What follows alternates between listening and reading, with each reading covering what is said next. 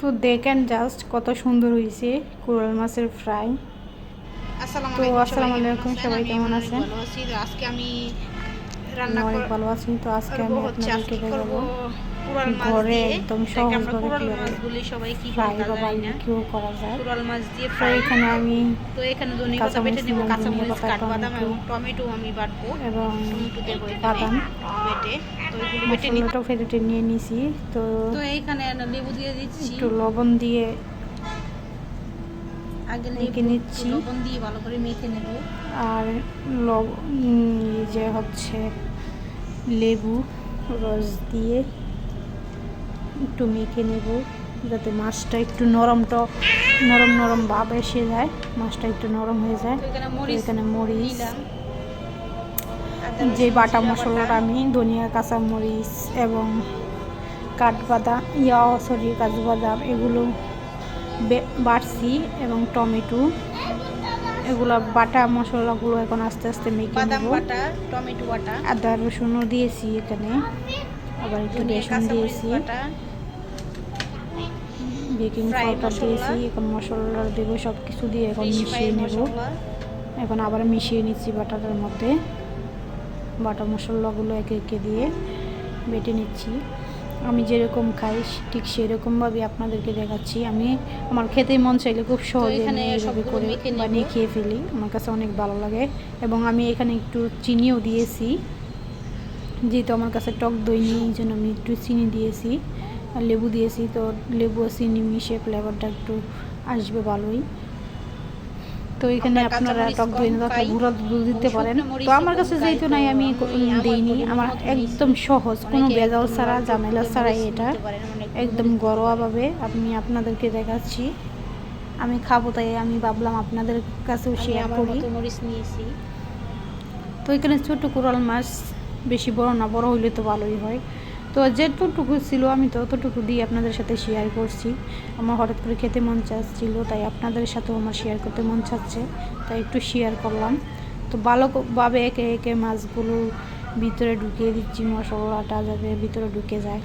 অনেকে হয়তো অনেক জাল দেয়, মরিচ দেয়। তো মরিচ আছে, কালার মরিচ, হয়তো কালার হবে, জাল হবে না, ওই মরিচটা দেওয়া হয়, এমন কিন্তু দেই নেই। তাও আমি এগুলো দিই, আমি যেভাবে করি এভাবেই আপনাদেরকে একদম সরলভাবে দেখাচ্ছি এবং মেখে নিচ্ছি।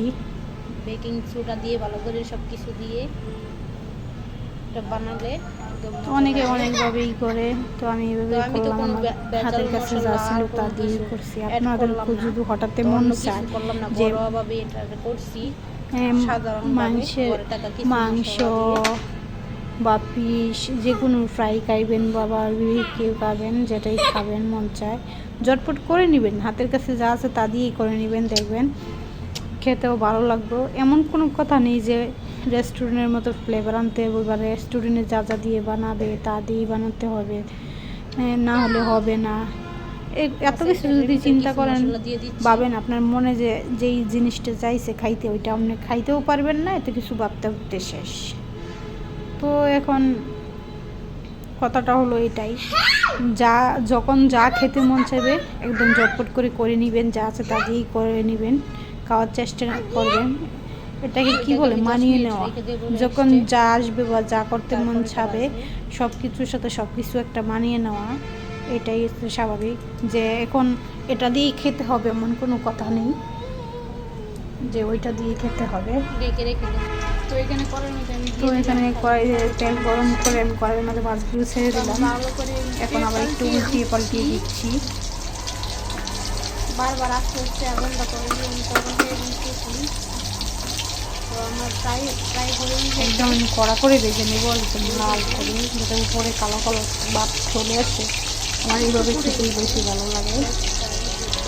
তো বাজার শেষ হয়ে গেছে, এখন আমি ফেলেটে নেব। দেখেন কত সুন্দর হয়েছে, দেখেন কত সুন্দর হয়েছে, দেখতেই দেখা যাচ্ছে কত সুন্দর। একটা ভিতরেও ঠিক মতো সিদ্ধ হয়েছে।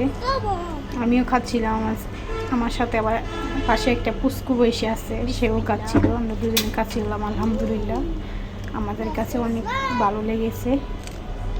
এই প্রথমে আমি কোরাল মাছের বারবিকিউ করলাম বা খেলাম, মানে ঘরোয়াভাবে একদম সহজভাবে। তো আপনারা কাদের কাদের মাছটা এত স্বাদ ছিল। পছন্দ অবশ্যই কমেন্টে জানাবেন এবং এটা কীরকম হয়েছে আমি একটু খাবো। অবশ্যই জানাবেন। ভালো লাগলে লাইক করবেন, সাবস্ক্রাইব করেন।